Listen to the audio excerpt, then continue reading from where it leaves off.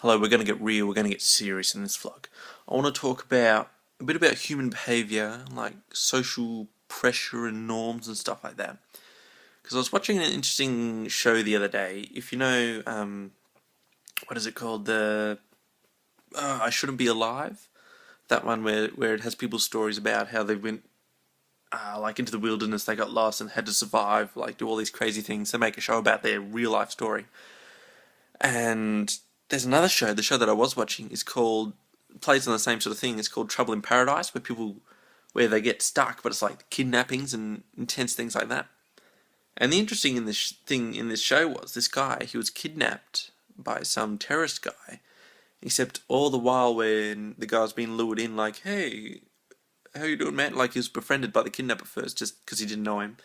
And he's like, hey, going, oh, you should come to my uncle's place. He was in like a foreign country, like, we're going to have a big party, something like that. And he kind of lured him out of the safe city or whatever he was in, and then lured him away into the place where he was able to kidnap him, the evil guy. And the person who was being kidnapped, at first you thought it was alright, oh yeah, this is a bit strange, but it's sort of cool. I mean, hey, well, I'm sort of travelling, gonna have adventures, have these sort of things. And then halfway along, they kind of stopped at a couple of points, and he's kind of feeling a bit nervous, like, oh, this is a bit weird. This doesn't feel quite right. Something's a bit odd here. But he didn't do anything. He kept going along because he didn't want to sort of, I don't know, just like didn't want to the embarrassment or the weirdness.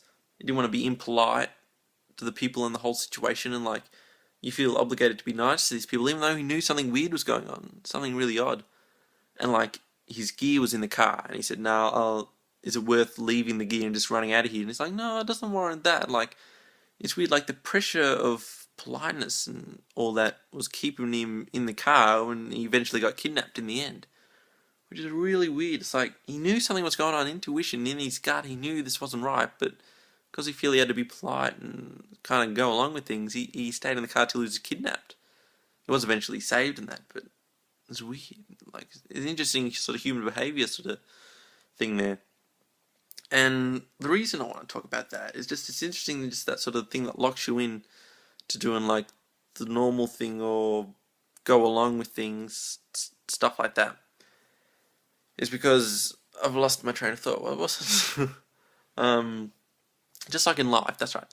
In life, people who have like near-death experience or whatever, they live each day like it's their last because they've experienced what it is like to be close to death and know that how sort of finite life is and how precious it actually is. So they really take advantage, like take opportunities when they see it, and they really live life, go to the fullest sort of thing, and they don't go along with what everyone sort of wants them to do. Then they go like, look, life is limited. I'm going to live this damn thing, and then they do their thing.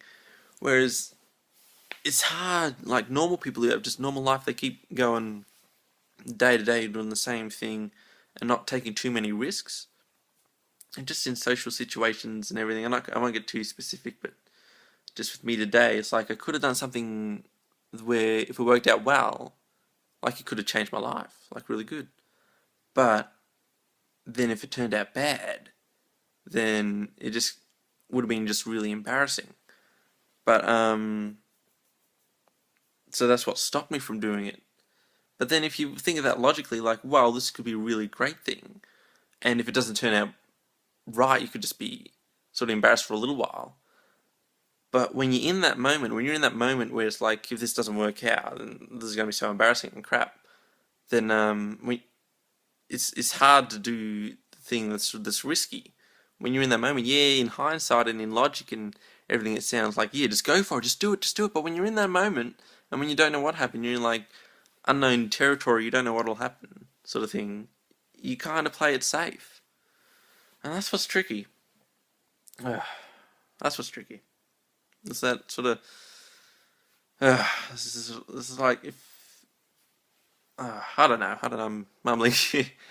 But yeah, it's just, when you think about it, it's like, yeah, I'll live life, do all these awesome, cool things. But when you're in that actual moment where you have to sort of make the choice and stuff, it's tricky.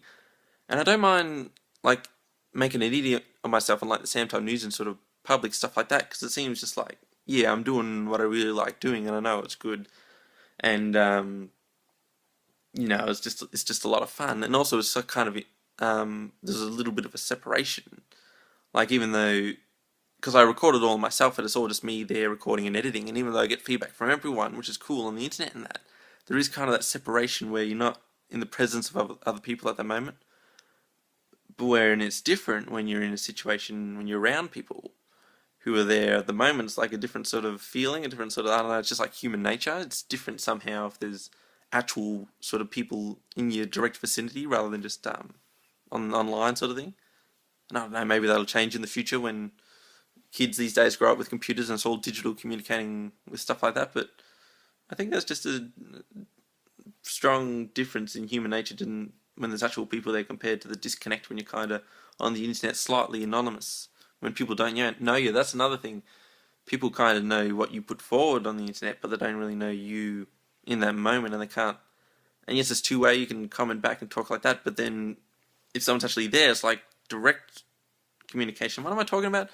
Um.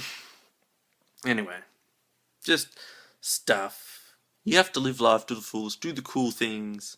Even if it means you look like an idiot in the short term, just go for it. That's what I got to learn. That's what you're all got to learn, isn't it? Just to go for it and be awesome. Good gravy. Oh well, and then there's the things, if you don't do it, you kind of regret it, and you're like, what if? Living a life of regret and what ifs? That's no fun, is it? So you just got to do stuff. Oh, so easy in hindsight, though. Good gravy. Oh well. Hope we didn't get too deep this episode. Is this an episode? Yeah, we'll call it an episode. Why not? How about that? Alright, have a good night. Have a good think. Just about things. Just about life in general and other good stuff. And I'll see you next time. Alright then. Bye bye bye. Funky bye. Bye bye bye.